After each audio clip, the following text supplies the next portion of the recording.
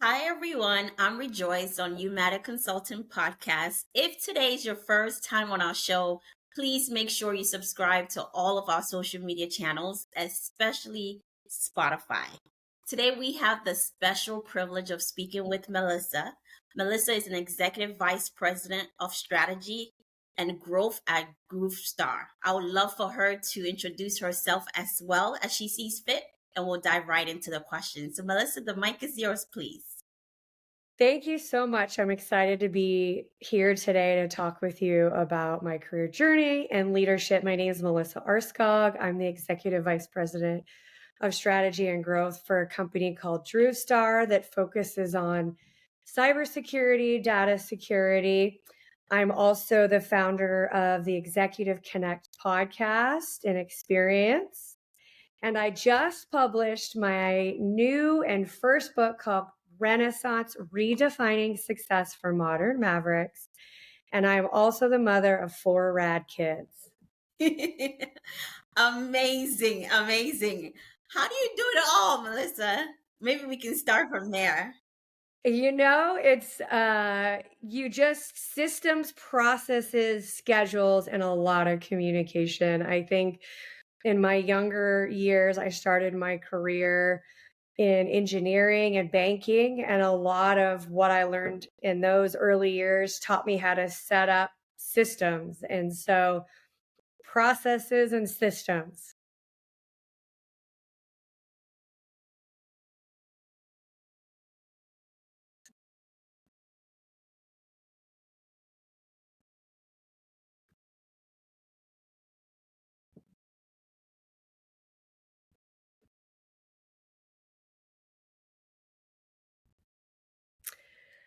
It was so helpful. I'll say it taught me to really build a bias for planning, safety, scheduling, and a rigorous checklist. I am a big checklist person.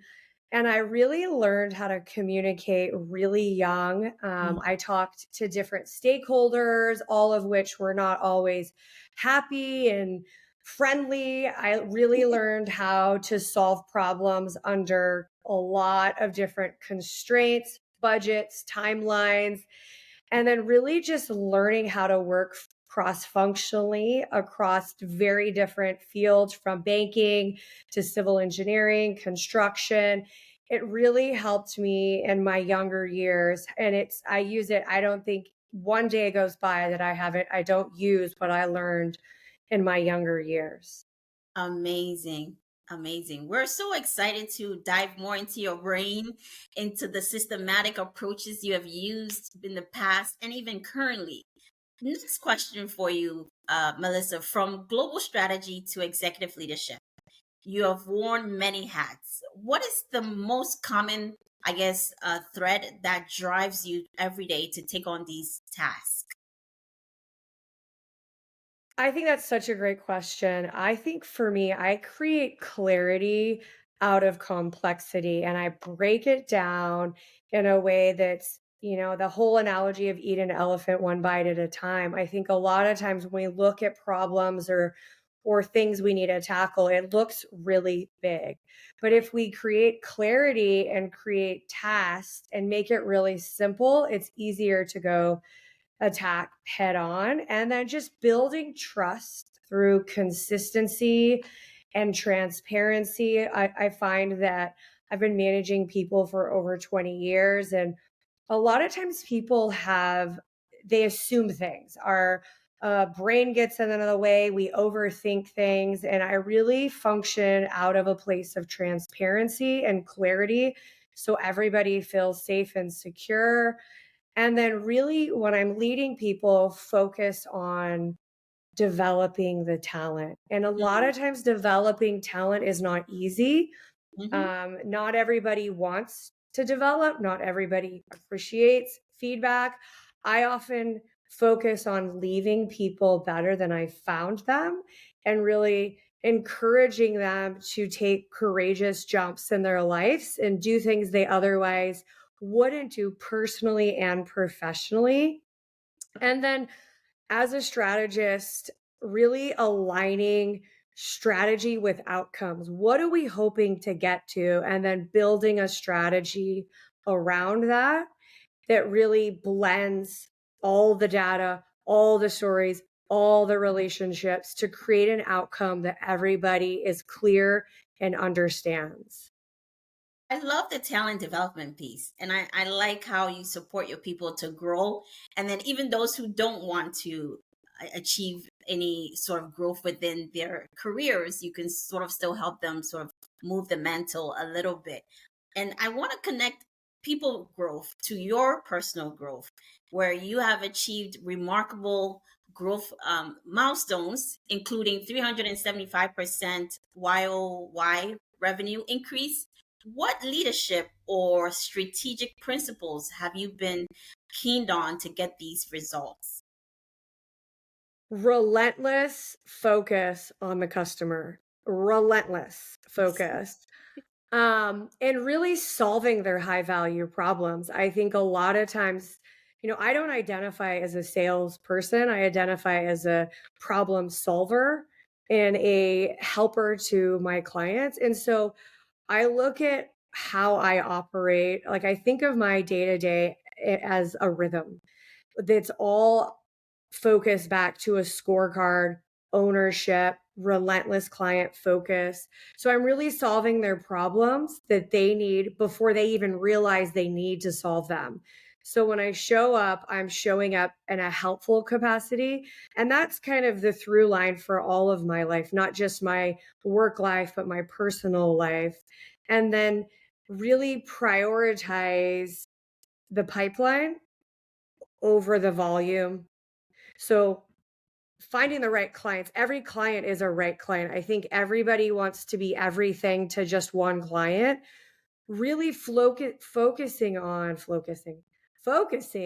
Yes. on the right client fit. It's a DNA fit. Is it good for them and good for us? I've walked away from plenty of deals because I felt like if I took them on as a client, everybody would still be fighting and disagreeing. So I needed to make sure I'm aligned with the client and what they're hoping to gain and the wins that they look at.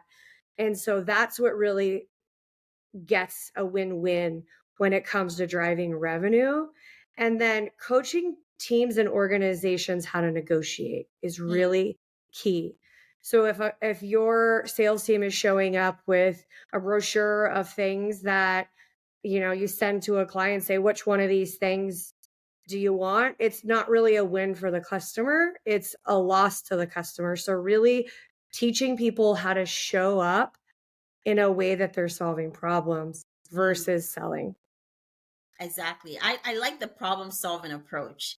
It definitely sparks an interest in my mind as you're speaking because it's like you're trying to help someone solve something versus you're pushing a product into someone's face and they may not necessarily think they need it. So that's a very nice way of approaching sales, in my opinion. Thank you. But think about it this way, like nobody wants to be high pressure sales. When I always use the car salesman analogy. If you've ever driven on a car lot, the minute that your car pulls up, they're already sizing you up and already figuring out how to sell you. Nobody likes to be No, bombarded. And so you can't it's relationship based, right? It's having the relationship first, solving the problem, and then worrying about the sale down the road. exactly. Appreciate that. Melissa, we're going to shift gears a little bit into cybersecurity and innovation, especially in the age of technology and AI and the buzzwords that are going around. We would like to know from you cybersecurity is often seen as a blocker rather than a growth enabler. How do you balance security with innovation and business expansion? Yeah, I really think focusing on security as a brand promise, not just protection. So people trust Apple products, they trust certain products because of the quality of the security. And so, really positioning it in that capacity. So, what happens if, people try to use our credit card at our company to buy something and and they can't. Are they going to come back to that location? If their private data is lost, will they continue to use your service? And so I really look at cybersecurity in an organization as touching every single department. Everybody needs to understand why it's important, because ultimately, as employees, we're protecting the company's brand, their dollars, their IP. So, really having an attitude as an employee of a company that it's our job to protect the company and tie those initiatives back to revenue if you have to and market growth, but really focusing on it across the company, and partner with the different departments. Like, nobody wants to be bothered by IT to do their cybersecurity training or MFA, but really partner early on with the different departments on new cybersecurity initiatives, new trainings, and really get everybody's buy-in, because other departments might have different ways to do things that technical people didn't come up with.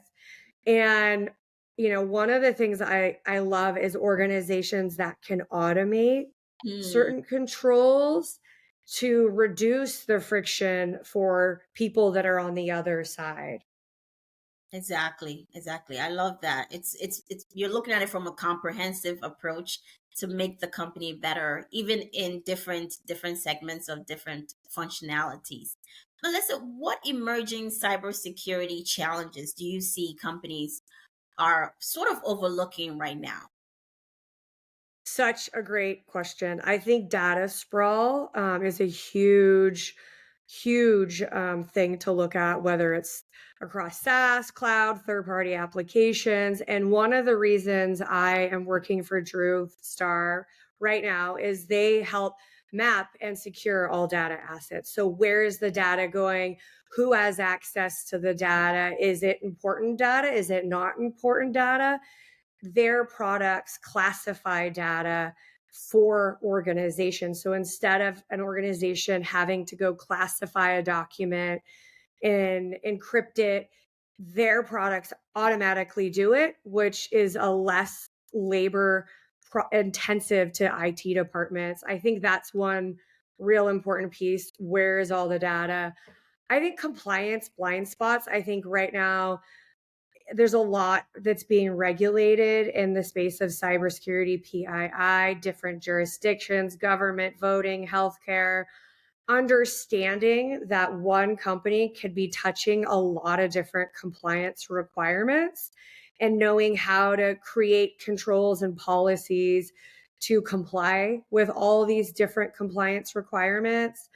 I think about AI, machine learning, the data integrity, thinking about creating forward looking controls instead of controls that prevent AI, just really looking forward.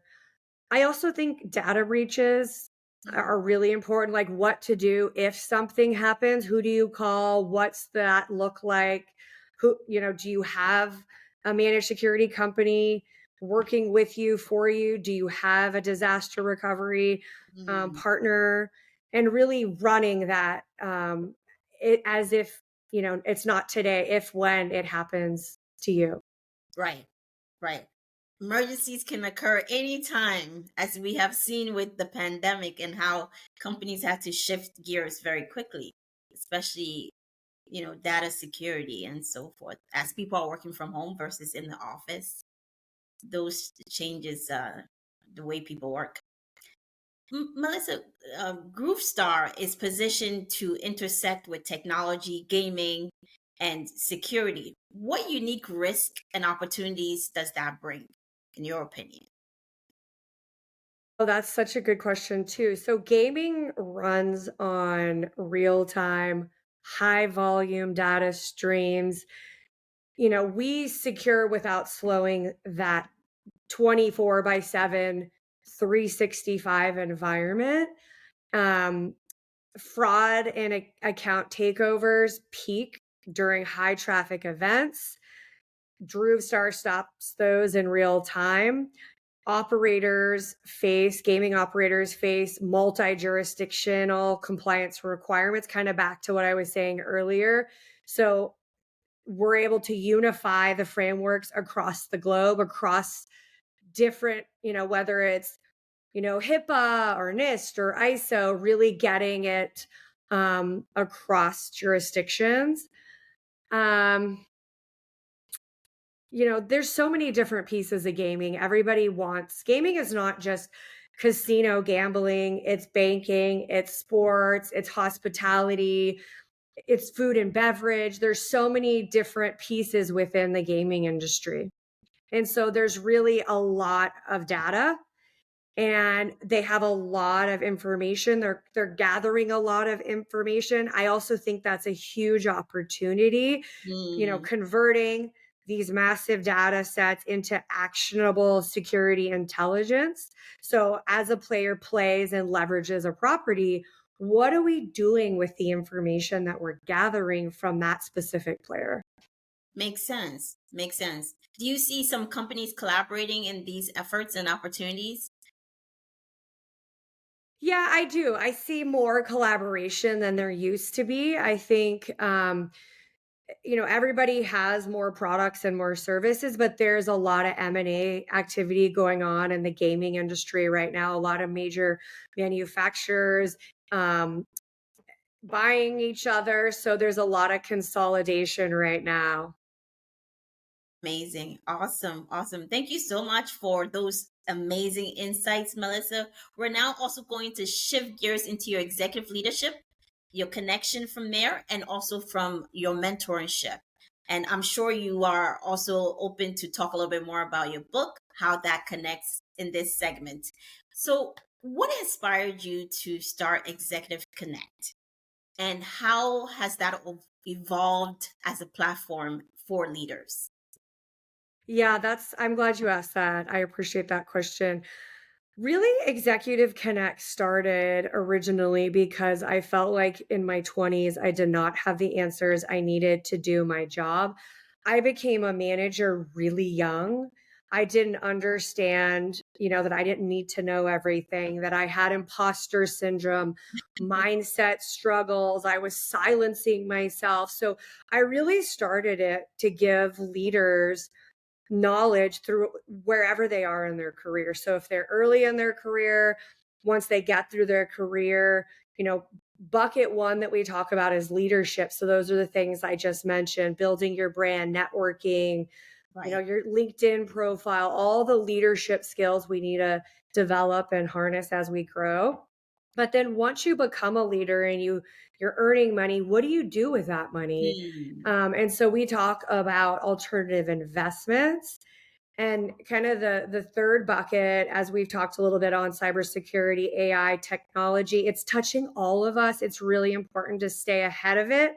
So that's kind of the third bucket. And the fourth bucket, something I realized young is a lot of my mentors were trading their health for their wealth. So they were working long hours, they weren't taking care of the things they needed to take care of. So, kind of the fourth pillar is longevity, talking about how do we take care of ourselves when we're working long hours, traveling around the world.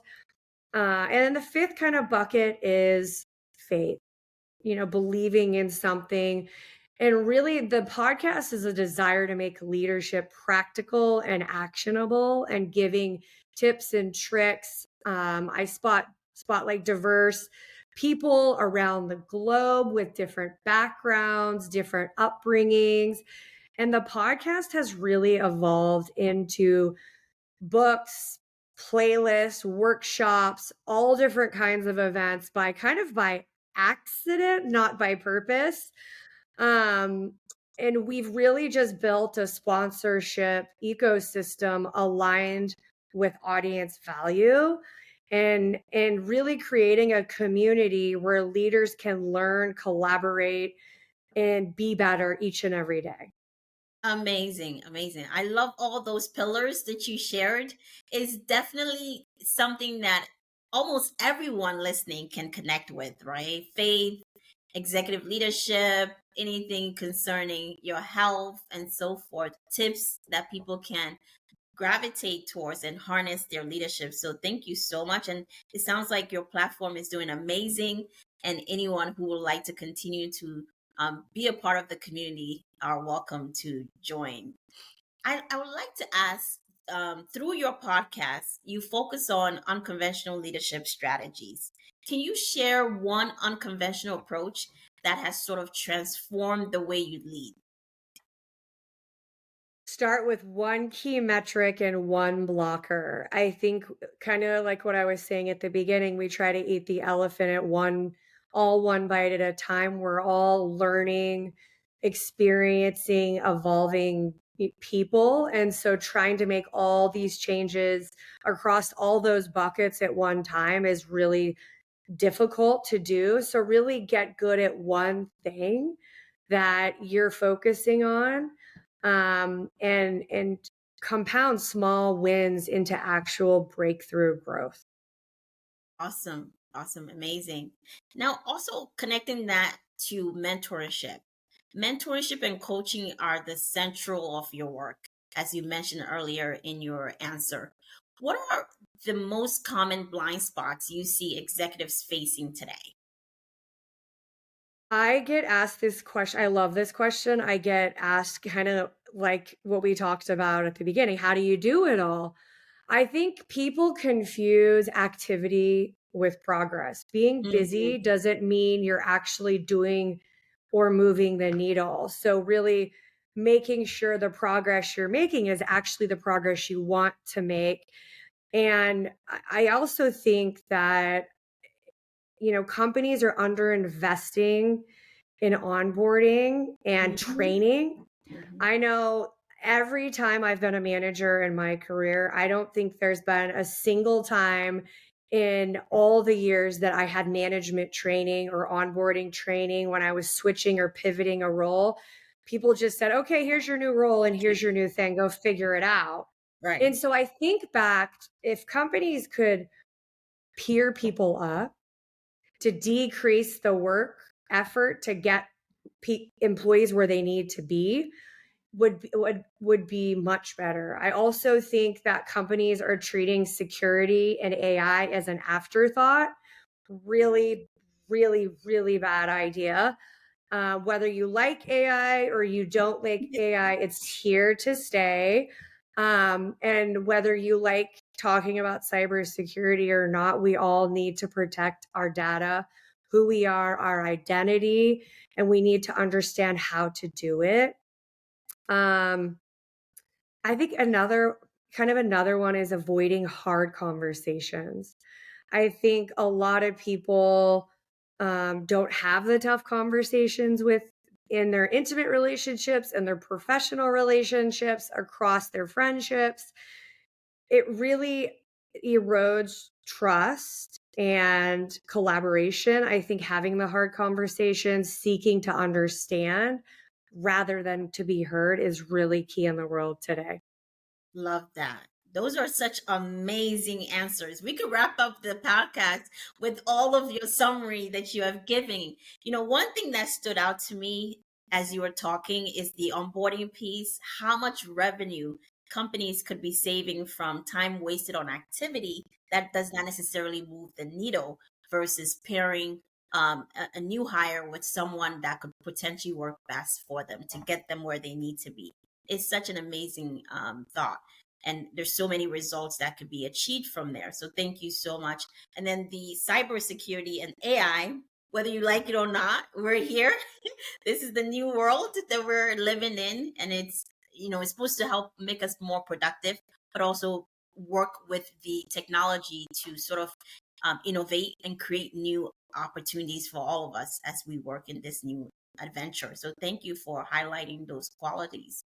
When it comes to growth and strategy, which I know these two areas, apart from all the amazing things you do, are sort of the highlight of your career.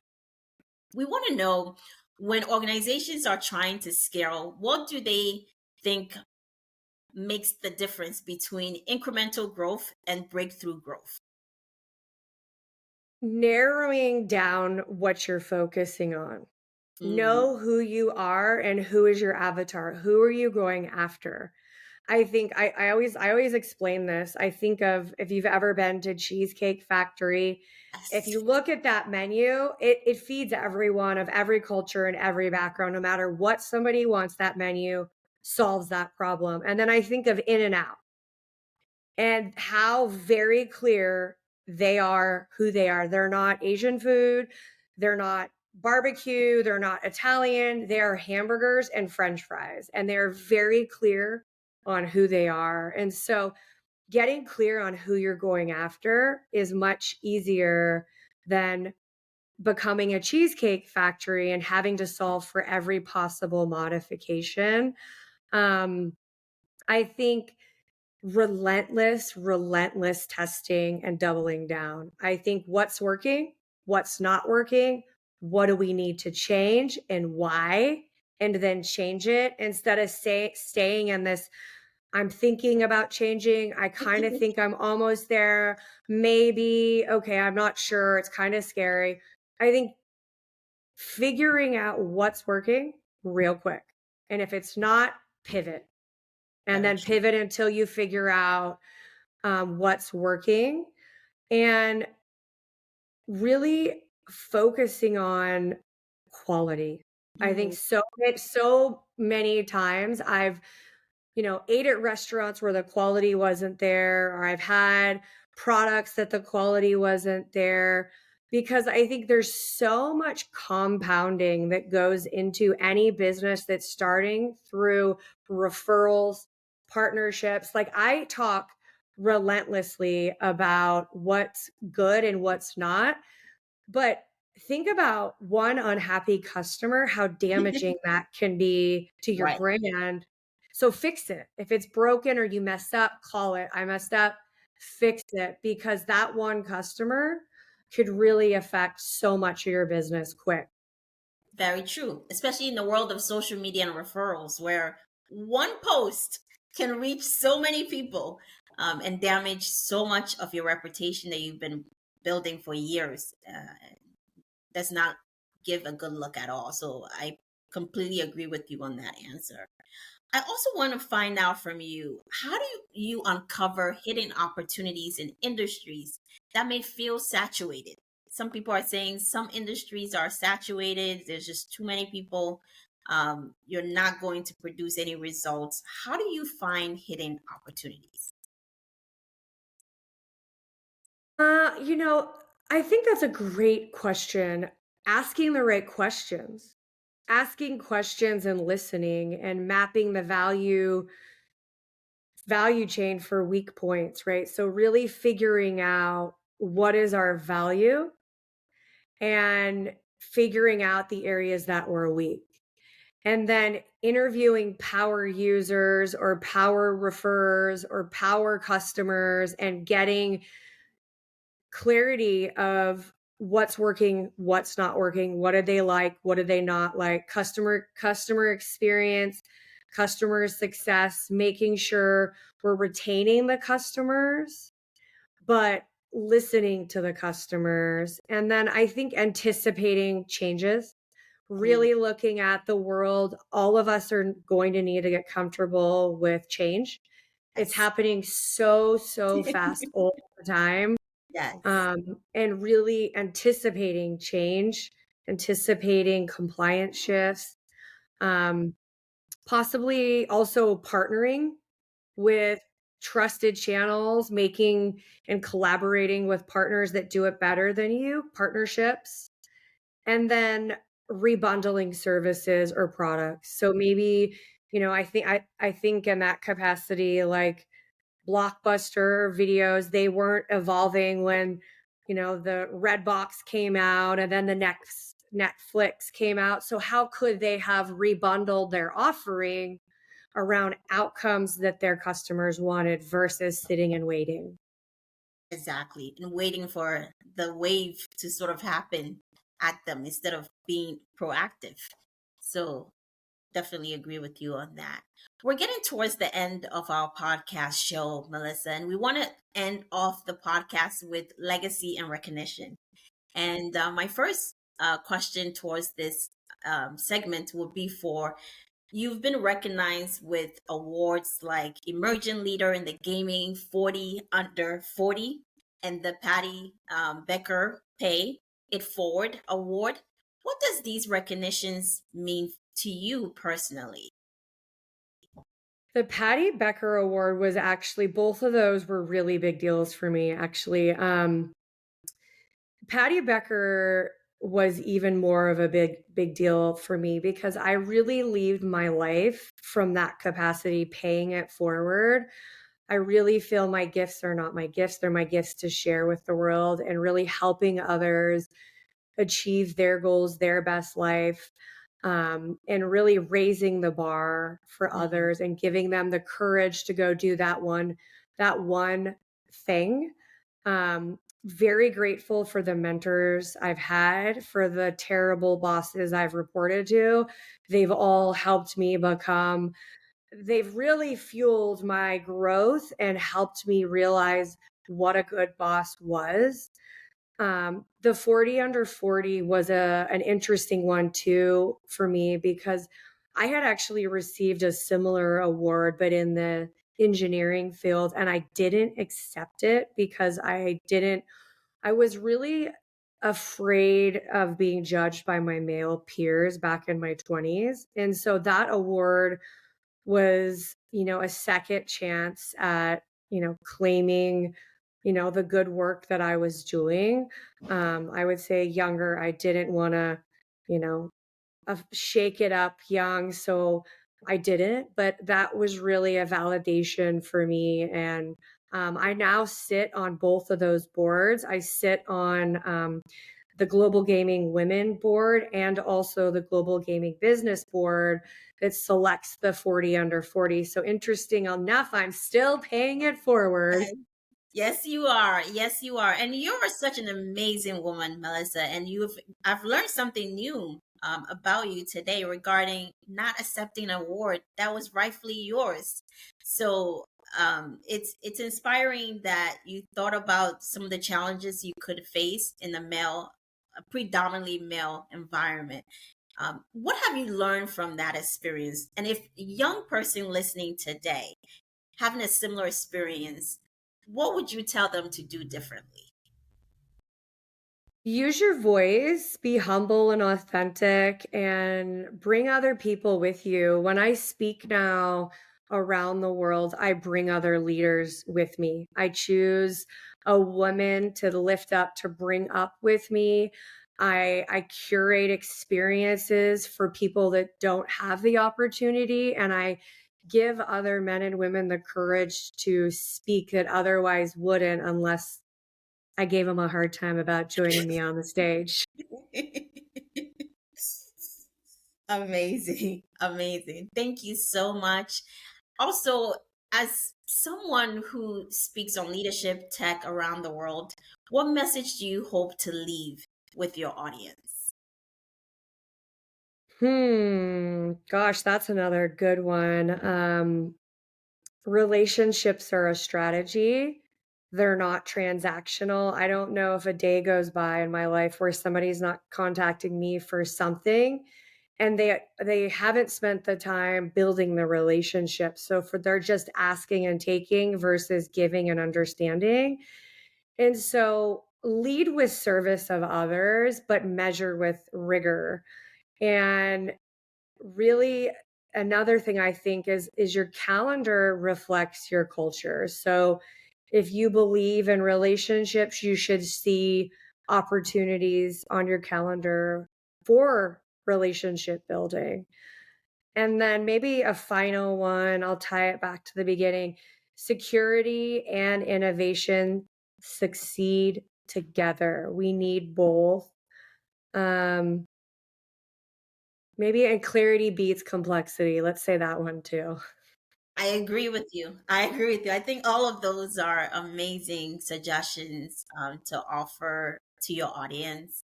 And I know we spoke a little bit about your book that you have recently published. And looking ahead, what is the next challenge or opportunity that you're most excited to tackle? And also, if you could tell us a little bit about your book, what should we expect for those who are excited to grab it off the shelves? I love that you asked that. Thank you for asking that. My book, Renaissance Redefining Success for Modern Mavericks, is the heart work, the soul work of what success means to us. Not the go to school, get a good job, get married, buy a house, have children, because that might not be success for you. So, what does that mean? Are you wearing the armor that others want you to wear, or are you defining your life and what success is for you? I find people look at my life and there's no way they want to lead the life I do. So go and create your own. That's what you'll find inside the book is an opportunity for you to learn about you, a maverick test that talks about the different types of maverick. Um, so that's today. Next year, the second book will launch, which is the head work, the blueprint of the thinking part, the masculine part of our lives, and really building strategy to tie the head and the heart together. So that'll be next year. So I'm very excited about that. Executive Connect is also expanding into global partnerships, a new media platform. I'm very excited. I'm very, very excited about my new role at Droopstar. The founder of that company is such an inspiration. He was a CTO. He built the company based on his experiences in that role. So I'm very excited to build a strategy to grow it. His products are top notch, good quality. He's solving problems in cybersecurity that I have not seen others solved at a price that's absolutely so cost effective for everyone. So I'm very excited to be part of that team. And then just building deeper relationships with my community today and mentoring the next generation of leaders, innovators to multiply the impact that we're hoping to do in the world today. Amazing, amazing. I'm super excited for all the work you're doing. And I'm the first one to keep watching out for your executive podcast, your book, and also the new role you're in and the challenges you're facing and also the solutions you're offering to your customers. It's been a pleasure speaking with you today, Melissa. Any final words? And if listeners and people watching today would like to reach out to you or follow the amazing work you're doing, what is the best place they can do that? I love LinkedIn. Melissa Arskog, you could find me there. I'm on all the social media channels that there are. And also, our website is executiveconnectexperience.com. You can learn more about the book, the podcast, my speaking, and all the great things we're doing, workshops and such moving forward. Amazing. Thank you. Thank you so much, Melissa, for taking time to speak with us and giving us all of your wisdom you have shared with your years of experience and also sharing some of the upcoming work that you're doing. Until next time, we'll love to bring you back on our show. Thank you. And for everyone else listening, thank you for listening and tuning in. Stay tuned for our next show next week. Bye. Thank you for having me.